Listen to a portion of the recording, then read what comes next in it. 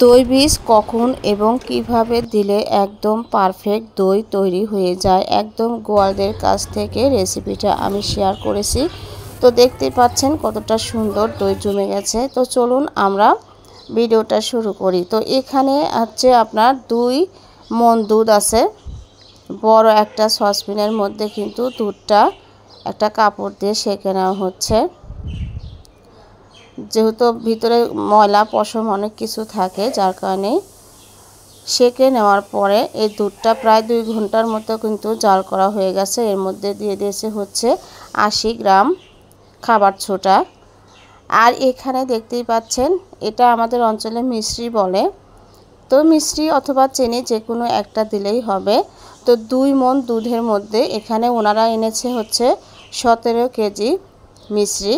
তো 17 কেজি কিন্তু ইউজ করবে না, ওরা 16 কেজির মতো ইউজ করবে। তারপরে দেখে পরবর্তীতে 1 কেজি ইউজ করবে। ওই 1 কেজি কিন্তু আলাদা করে রেখে দিয়েছে। দেখতেই পাচ্ছেন মিশ্রিগুলো কিন্তু ভেঙে একটু ছোট ছোট করে নেওয়া হচ্ছে যেন সহজেই গলে যায়। তো সবগুলো মিষ্টি কিন্তু এভাবে ভেঙে নেওয়া হবে, দেখতেই পাচ্ছেন। তো এরপরে এই মিষ্টিগুলো এর মধ্যে দিয়ে দেওয়া হয়েছে। দিয়ে দেওয়ার পরে আবারও প্রায় আধা ঘন্টার মতো জাল করা হবে। আর এখানে কিছুটা দুধ নিয়ে এর মধ্যে আপনার গুঁড়ো দুধ ইউজ করা হচ্ছে আপনার 2 কেজি। 2 কেজি গুঁড়ো দুধ এর মধ্যে ভালো করে গুলিয়ে দেখতে পাচ্ছেন কিভাবে এটা মিক্সড করছে। তো একদম সবগুলো দিয়ে ডাল ঘুটনি দিয়ে একদম সুন্দর করে এর সাথে মিশিয়ে নিচ্ছে। দেখতে পাচ্ছেন কিভাবে কাজ করছে। এরপরে এগুলো এর সাথে মিশিয়ে দিবে একসাথে, আবারও জাল করে নেবে প্রায় আধা ঘন্টার মতো।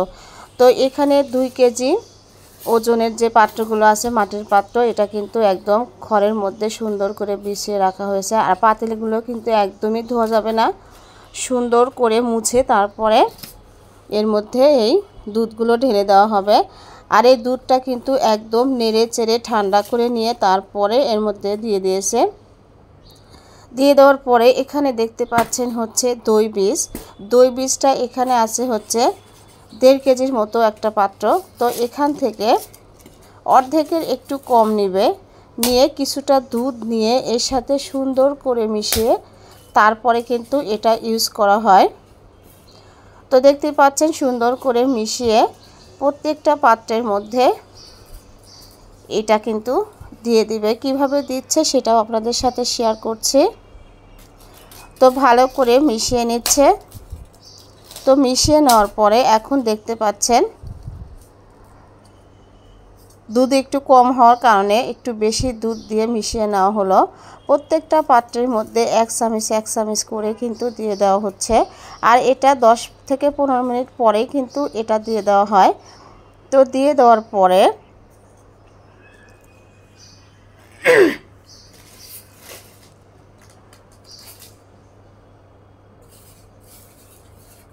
তারপর কি প্রসেস করে সেটাই আপনাদের সাথে শেয়ার করব। তো দেখতে পাচ্ছেন সবগুলোই কিন্তু মোটামুটি দিয়ে দেওয়া হয়ে যাচ্ছে। এখন এর উপরে পাটখড়ি চেনেন না আপনারা, যে পাটখড়ি সেটা পরিষ্কার করে এর উপর দিয়ে একটা একটা করে ছড়িয়ে দেওয়া হচ্ছে।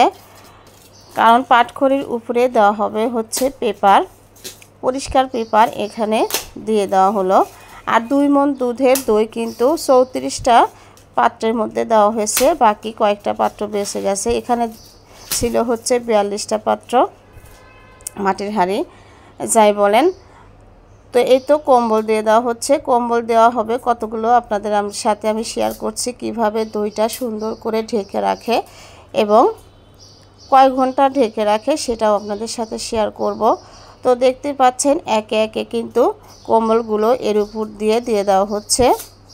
যেহেতু গরম সেহেতু একটু কমই দিবে, আর যদি শীত হতো তাহলে কিন্তু পরিমাণে আরও অনেক বেশি দিত। তো এখানে প্রায় 7টার মতো দেওয়া হয়েছে কম্বল দিয়ে, কাঁথা দিয়ে। এভাবে ঢেকে রেখে দিবে প্রায় 8 ঘন্টার মতো। তো 8 ঘন্টা পর দেখেন দইটা কেমন সুন্দর জমে গেছে, তাই না? এটা দেখতে যেমন সুন্দর, খেতে অসম্ভব মজা। আর আমাদের সিরাজগঞ্জের দই এমনিতে অনেক বেশি পছন্দ করে সবাই। ভিডিওটা ভালো লাগলে লাইক কমেন্টস করবেন।